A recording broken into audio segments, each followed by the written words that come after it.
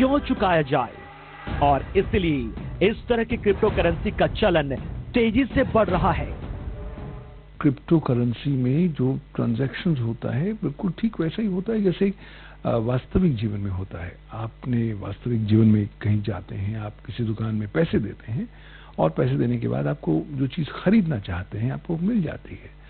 Internet पर जब आप चीज़ खरीदते हैं तब आपके पास दो विकल्प होते हैं। पहली बात कि आप या तो अपने क्रेडिट कार्ड, डेबिट कार्ड से पे करें या वायर ट्रांसफर से पे करें, या दूसरी बात आप वर्चुअल मनी से पे करें। जब इस तरह की करेंसी का इस्तेमाल इतना फायदेमंद, आसान और सुरक्षित है, तो फिर क्यों इसे मान्यता देने में कई सरकारें हिचकिचा रही हैं? तो इसका जवाब है कि सरकारों का इस पर नियंत्रण नहीं होता। ऐसे में इसका गलत धंधों में भी धड़ल्ले से इस्तेमाल किया जाता है। साथ ही सरकार को रेवेन्यू का लॉस भी होता है। Bureau report.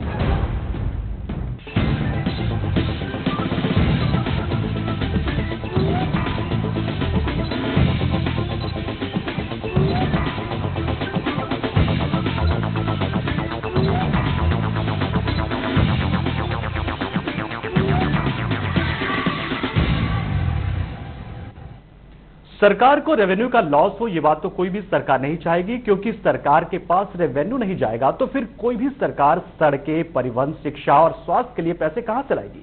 खैर, ये बहुत दूर की बात है, इसका तरीका सरकार निकाल ही लेगी। बहरहाल, इस रिपोर्ट को देखने के बाद ये समझ चुके होंगे आप कि इंटरनेट पर एक तरह की कोडेड यानी कि डिजिटल करेंसी का चलन बढ़ रहा है। इस खास पेशकश को देखने के दौरान अपनी टीवी स्क्रीन पर नीचे की तरफ चल रही जानकारियों को जरूर देखते रहें। इस वक्त दुनिया भर में सैकड़ों डिजिटल करेंसी का इस्तेमाल हो रहा है। तो क्या है डिजिटल करेंसी, हम ये आपको बता रहे हैं। ये वर्चुअल वर्ल्ड में तेजी से प्रचलित होती मनी है। वर्चुअल मनी से कहते हैं एक ऐसी करेंसी जिसे ना तो हम देख सकते हैं और ना छू सकते हैं और ना ही अपने वॉलेट में रख सकते हैं। इसे इलेक्ट्रॉनिक रूप में अपने फोन, कंप्यूटर, लैपटॉप या किसी स्टोरेज मीडिया में स्टोर कर सकते हैं। डिजिटल मनी को क्रिप्टो करेंसी भी कहा जाता है। बैंक नोट और सिक्कों की बजाय इससे भी लेन देन किया जा सकता है। दूसरी मुद्राओं की तरह इससे भी सामान खरीदने और सेवाओं के लिए इस्तेमाल किया जाता है। डिजिटल मनी के बढ़ते चलन के पीछे आसान और तेज भुगतान को माना जा रहा है। नॉर्मल करेंसी एक साधारण कागज से बना होता है जिसकी वैल्यू भी वर्चुअल करेंसी की तरह ही होती है। तो ये आपने जाना कि डिजिटल करेंसी आखिर है क्या। वास्तव में कागज पर छपे नोट की वैल्यू 10 रुपए, 100 रुपए या $10 इसलिए बन जाती क्योंकि इसके पीछे कुछ अथॉरिटी, बैंक, सरकार और कुछ लोग होते हैं जो आपस में मिलकर फैसला करते हैं और यह तय करते हैं कि इस नोट की वैल्यू कितनी होगी। इसके बाद एक अथॉरिटी इसे कंट्रोल करती है। इस सिस्टम से जुड़े लोग भी उस नॉर्मल करेंसी पर भरोसा करते हैं कि इसकी वैल्यू 10 रुपए हो या फिर 2000 रुपए हो। वर्चुअल मनी यानी डिजिटल करेंसी के जरिए ट्रांजैक्शन करने वालों के बीच भी यही भरोसा होता है, लेकिन सामान्य करेंसी की तरह इसे नियंत्रित करने के लिए कोई सिस्टम या अथॉरिटी नहीं होती और यही इसका असली जोखिम भी है। तो हम आपको बता रहे हैं वर्चुअल मनी की दुनिया क्या और कहती है। क्रिस्टल मनी, कई सारे क्रिस्टल मनी इस वक्त मार्केट में। इसे अमेरिका सीक्रेट करेंसी भी कहा जाता है। इसका इस्तेमाल दुनिया भर के रॉयल परिवार कर रहे हैं। हॉलीवुड सेलिब्रिटी और अमेरिकी कुबेर के बीच इसका प्रचलन बहुत तेजी से हो रहा है। बिटकॉइन, ये दुनिया का पहला ओपन पेमेंट नेटवर्क है। लेन देन के लिए सबसे तेज और कुशल माना जाता है। ड्रग तस्करों, आतंकियों के बीच लेन देन की वजह से इसकी साख पर दांव लगा हुआ है। ऐसी एक और करेंसी है वर्चुअल करेंसी लाइटकॉइन। इसका इस्तेमाल भी बिटकॉइन की तरह ही किया जाता है। इसे सबसे सफल क्रिप्टो करेंसी माना जाता है क्योंकि इसमें सुरक्षा के कई फीचर से बिटकॉइन से ज्यादा सुरक्षित होने की वजह से इसका चलन भी बढ़ रहा है। लेकिन क्रिस्टल मनी के मुकाबले इसमें उतना सुरक्षा फीचर्स नहीं है।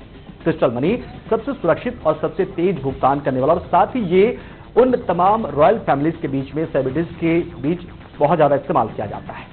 रिपल मॉनेटरी सिस्टम ये अपने भरोसे पर नेटवर्क पर आधारित एक मुद्रा प्रणाली है। तो ये भी आपने जान लिया कि इस वक्त डिजिटल करेंसी की दुनिया में हो क्या रहा है। अब आप सोच रहे होंगे कि आखिर ये सब शुरू कैसे हुआ, क्या है ऐसी करेंसीज का इतिहास, ये हम आपको बताते हैं। क्रिप्टो करेंसी का इतिहास क्या है। 1990 में डिजिटल मनी की शुरुआत हुई थी। .com बबल ने इसका इस्तेमाल मुद्रा के रूप में किया था। 2006 में लिबर्टी रिजर्व नाम की कंपनी ने डिजिटल करेंसी सेवा की शुरुआत की। इसके यूजर डॉलर या यूरो को लिबर्टी रिजर्व डॉलर या यूरो में बदलवा सकते थे। इसके बदले उन्हें 1% तक का शुल्क देना पड़ता था।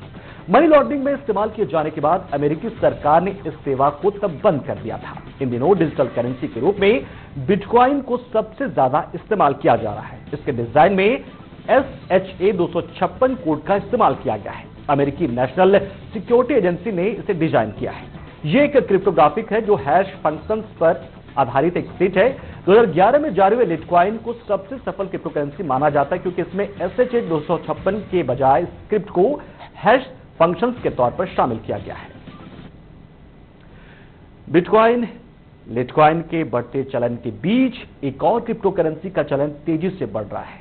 यह है क्रिस्टल मनी। इसे आमतौर पर रॉयल परिवारों या धन कुबेरों के बीच इस्तेमाल किया जाता है। ये बाकी क्रिप्टो करेंसी की तुलना में ज्यादा सुरक्षित है, साथ ही इसके जरिए किया जाने वाला ट्रांजैक्शन पूरी तरह से गोपनीय है। तो क्रिस्टल मनी क्या है, अब हम ये आपको बताते हैं। इस करेंसी की कीमत पिछले 2 साल में 200% से भी ज्यादा बढ़ गई है। ये किसी भी वर्चुअल मनी की तुलना में सबसे तेजी से उभरती करेंसी है। वर्चुअल मनी एक्सपर्ट के मुताबिक अगले 2-3 सालों में इसकी वैल्यू 1000 गुना तक बढ़ सकती है। इसे आम तौर पर लिबर्टी करेंसी भी मान लिया जाता है, लेकिन ऐसा है नहीं। अमेरिका में इसे बंद किया जा चुका लिबर्टी कॉइन को, बल्कि क्रिस्टल मनी का आविष्कार स्टिलस मार्क कैल्विन ने ग्रीस के आर्थिक संकट के दौरान किया था। बाद में हॉलीवुड सेलिब्रिटी और दूसरे रईसजादों ने इसकी शुरुआत कर दी, उसका इस्तेमाल करना शुरू कर दिया। एक सर्वे के मुताबिक दुनिया के 65% रईस क्रिस्टल मनी का ही इस्तेमाल कर रहे हैं। क्रिस्टल मनी का प्रबंधन क्रिस्टल लॉकर के जरिए किया जाता है।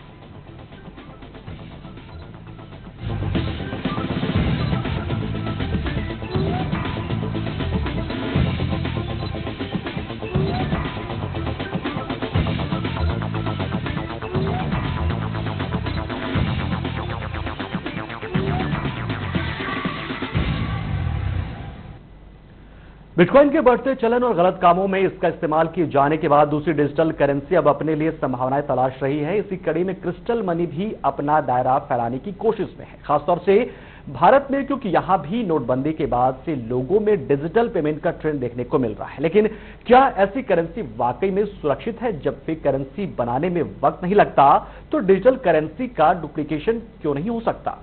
देखते ये रिपोर्ट।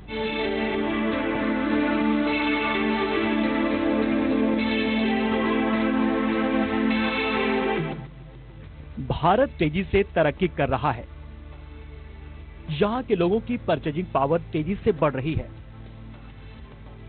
सबसे ज्यादा युवाओं वाले इस देश में प्लास्टिक मनी का इस्तेमाल भी खूब होने लगा है। हाल में जब सरकार की तरफ से नोटबंदी की गई तो प्लास्टिक मनी का इस्तेमाल और डिजिटल पेमेंट में जोरदार बढ़ोतरी देखने को मिली।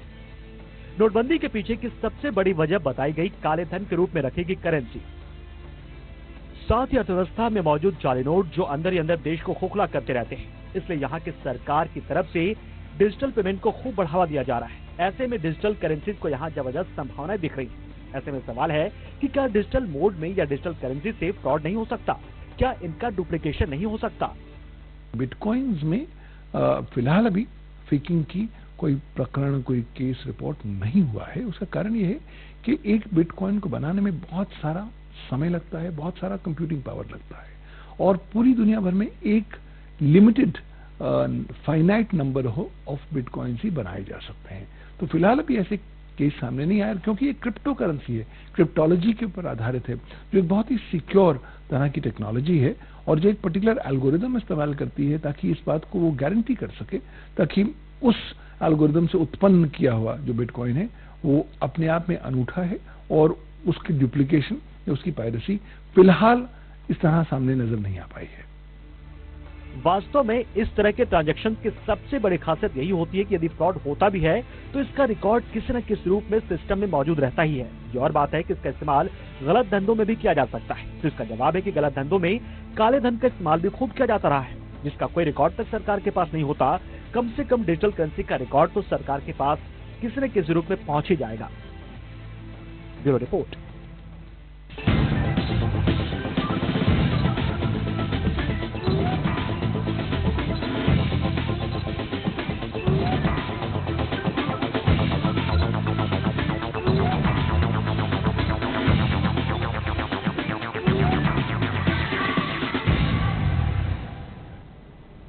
वास्तव में वर्चुअल करेंसी का निर्माण करने वाले और इस्तेमाल करने वाले लोग मुक्त बाजार यानी फ्री ट्रेड के जबरदस्त हिमायती होते हैं।